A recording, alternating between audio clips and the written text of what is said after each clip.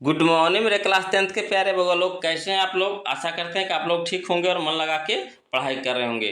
तो बगल लोग, आज हम लोग देखने वाले हैं हिंदी, है ना, गोधूली भागदू गद्य खंड के चैप्टर नंबर 3, जिसका नाम है भारत से हम क्या सीखें। भारत से हम क्या सीखें आज हम लोग, है ना, इसी चैप्टर यानी चैप्टर नंबर 3 का भी ऑब्जेक्टिव देखने वाले हैं बोलो। तो वीडियो शुरू करने से पहले हम आपको बता देते हैं कि इसमें जो क्वेश्चन है वो आपको 2011 से लेकर के 2025 तक के क्वेश्चन मिलेगा बोलो। सब वीवीआई क्वेश्चन है, टोटल वीवीआई क्वेश्चन है बोलो।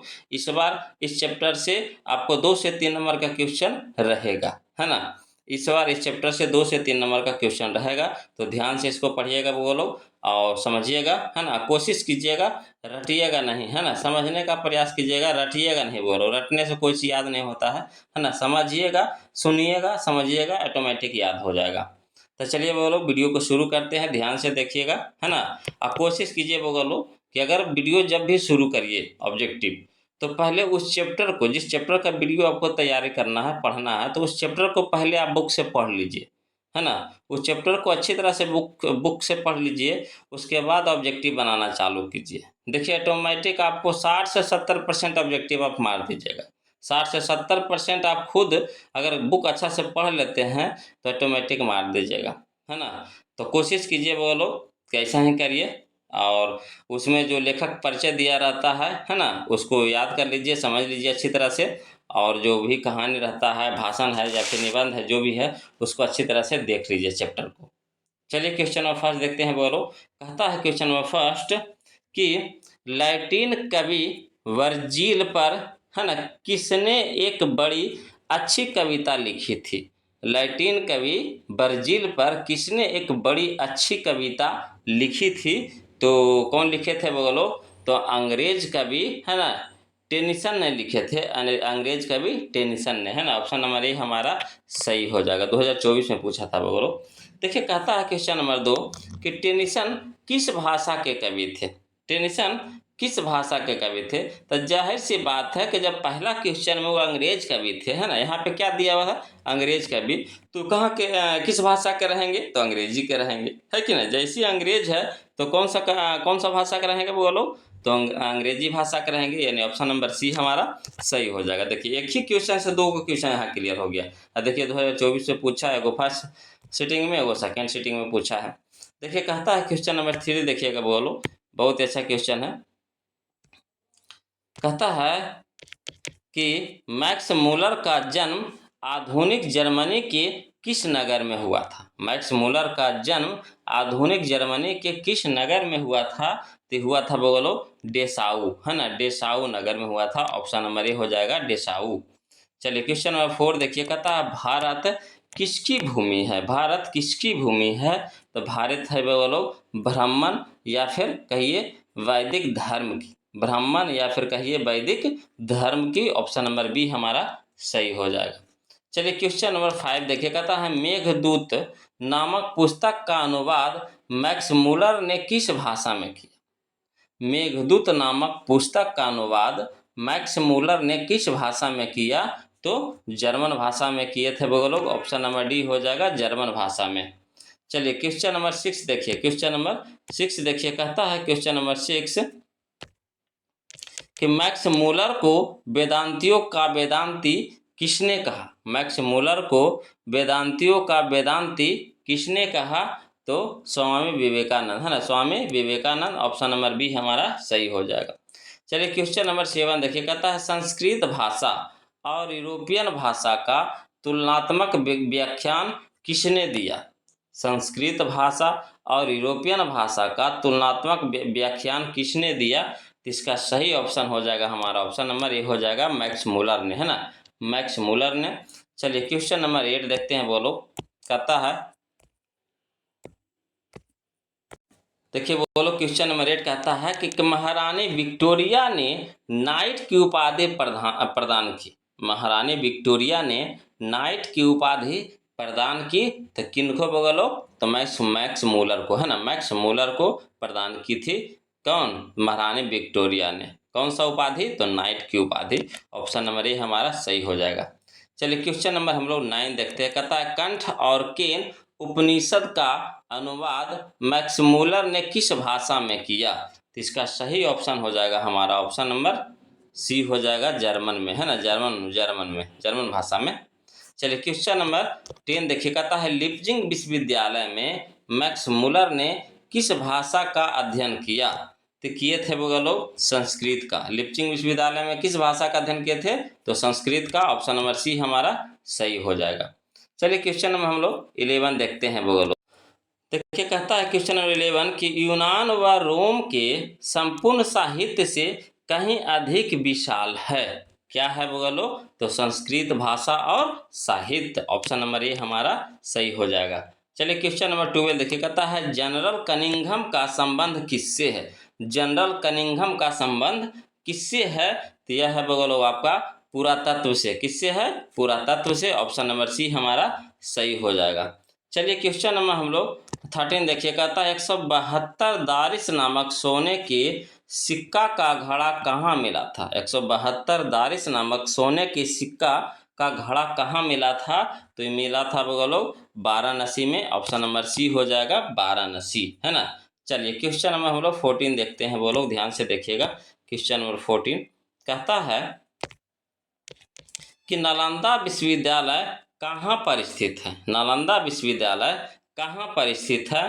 तो यह है वो लोग आपका बिहार में है। ऑप्शन नंबर ए हो जाएगा, बिहार, है ना। चलिए क्वेश्चन नंबर 15 देखिए, कहता है भारत से हम क्या सीखे कि रचनाकार कौन है? भारत से हम क्या सीखे कि रचनाकार कौन है?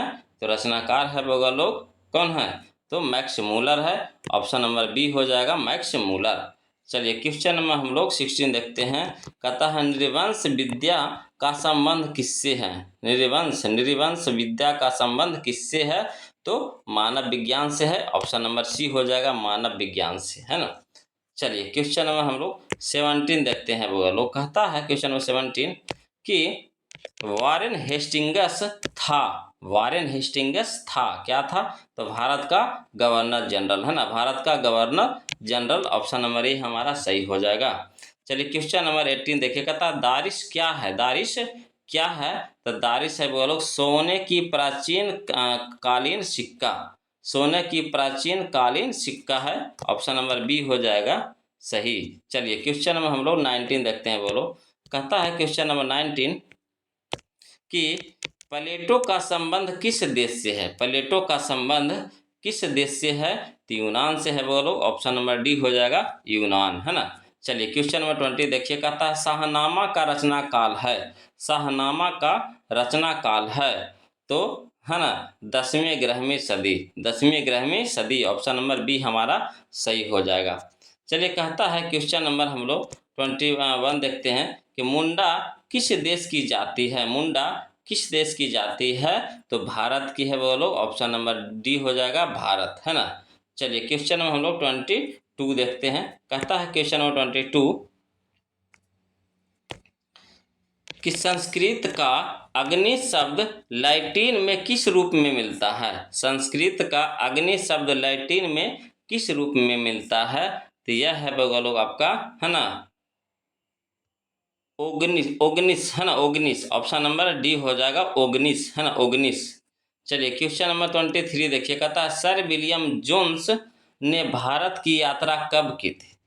सर विलियम, नहीं, इसमें ओगनिस नहीं होगा, इग्निस होगा, बोलो इग्निस होगा, है ना, गलती हो गया बोलो, इग्निस होगा, इग्निस, है ना, इग्निस होगा, ओगनिस ना, इग्निस। ऑप्शन नंबर सी हमारा सही हो जाएगा, यहाँ पे इग्निस हो जाएगा। चलिए क्वेश्चन नंबर 23 देखिए, कहता सर विलियम जोन्स ने भारत की यात्रा कब की थी? सर विलियम जोन्स ने भारत की यात्रा कब की थी? तो 1783 ईस्वी में किया था वो लोग, 1783 ईस्वी में। ऑप्शन नंबर डी हो जाएगा सही, है ना, 1783 ईस्वी में।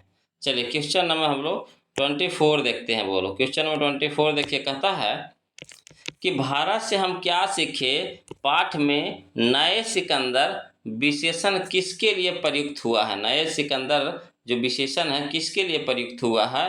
तो प्रयुक्त हुआ है वो लोग युवा अंग्रेज अधिकारियों के लिए, है ना, युवा अंग्रेज अधिकारियों के लिए। ऑप्शन नंबर सी हमारा सही हो जाएगा।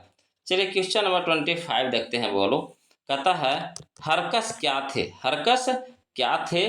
तो वनस्पतिक वैज्ञानिक थे।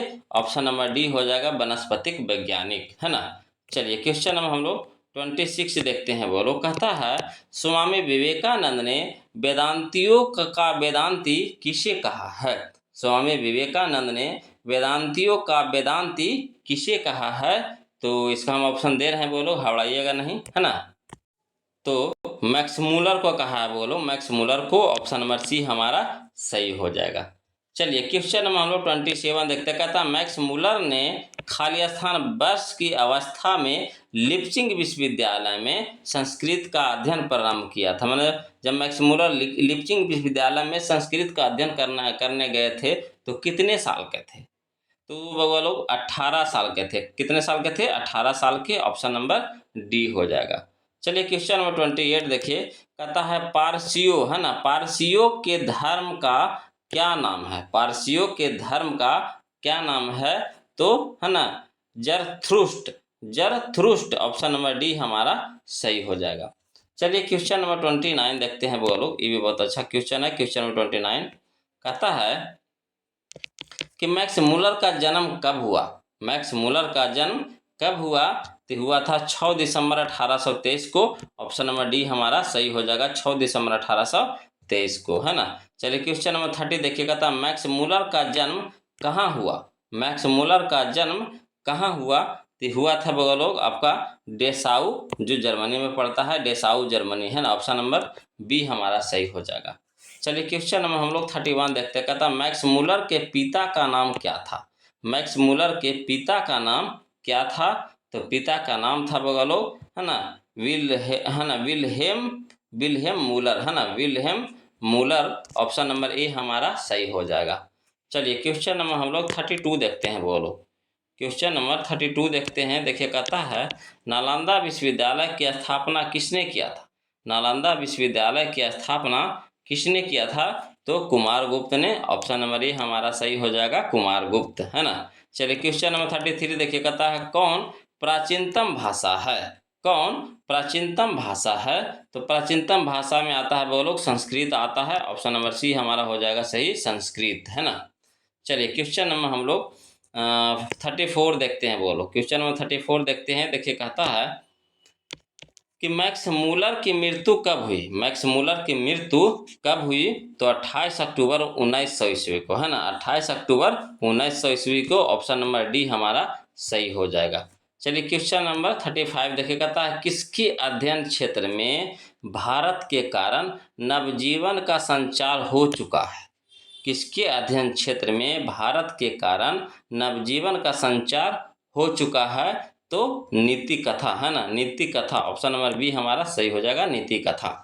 चलिए क्वेश्चन में हम लोग 36 देखते हैं। बोलो क्वेश्चन नंबर 36 देखते हैं। कहता है दारिस नामक सोने के सिक्कों से भरा घड़ा किसे मिला था। दारिस नामक सोने के सिक्कों से भरा, है ना, घड़ा किसे मिला था।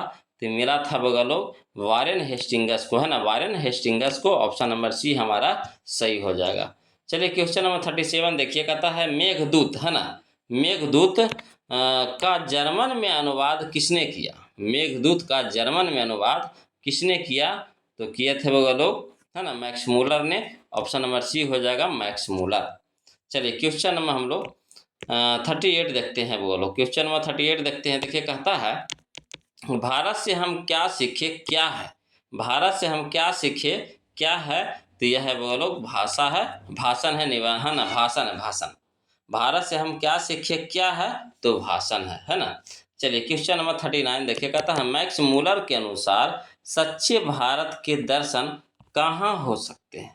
मैक्स मूलर के अनुसार सच्चे भारत के दर्शन कहाँ हो सकते हैं। तो हो सकता है वो लोग ग्रामीण भारत में, है ना। कहाँ, तो ग्रामीण भारत में। ऑप्शन नंबर सी हमारा सही हो जाएगा। चलिए क्वेश्चन नंबर हम लोग 40 देखते हैं। क्वेश्चन नंबर 40 देखते हैं। कहता है प्लेटो और कांट थे महान। प्लेटो और कांट थे महान क्या। तो दार्शनिक। ऑप्शन नंबर बी हमारा सही हो जाएगा, दार्शनिक। चलिए क्वेश्चन में हम लोग 41 देखते हैं। बोलो क्वेश्चन नंबर 41 देखिए। कहता है हितोपदेश का जर्मन भाषा में अनुवाद किसने प्रकाशित करवाया।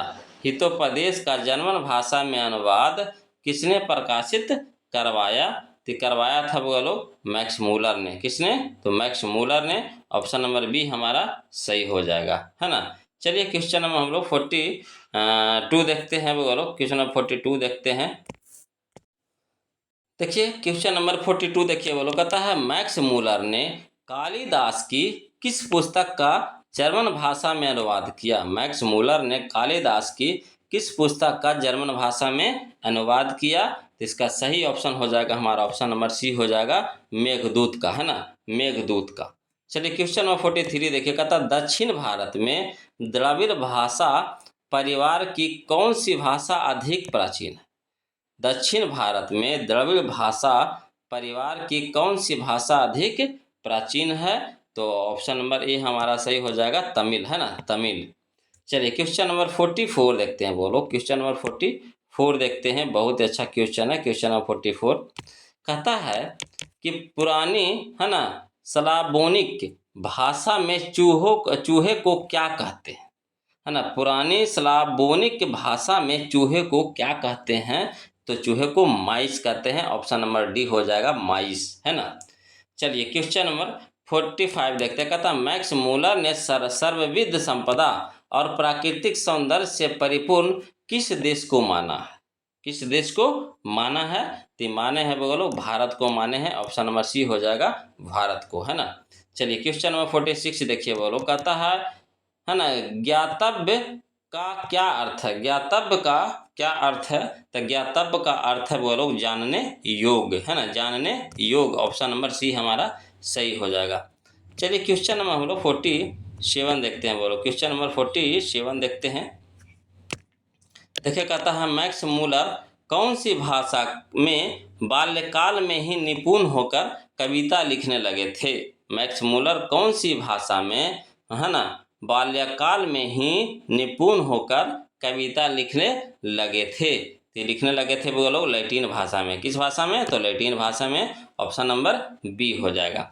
चलिए क्वेश्चन नंबर हम लोग 48 देखते हैं। कहता है भारत को कैसे स्वप्नदर्शियों की आवश्यकता है? भारत को कैसे स्वप्नदर्शियों की आवश्यकता है? तो सर विलियम जोन्स के जैसा, है ना। भारत को कैसे स्वप्नदर्शियों की आवश्यकता है? तो सर विलियम जोन्स के जैसा। ऑप्शन नंबर बी हमारा सही हो जाएगा। चलिए क्वेश्चन नंबर हम लोग 49 देखते हैं। बोलो 49 यह इस चैप्टर का लास्ट क्वेश्चन होगा, है ना। तो इसको देखने से पहले आप लोग से निवेदन है ना, कि जो अभी तक वीडियो को लाइक नहीं किए हैं वो लोग प्लीज़ वीडियो को लाइक कर दीजिएगा, है ना।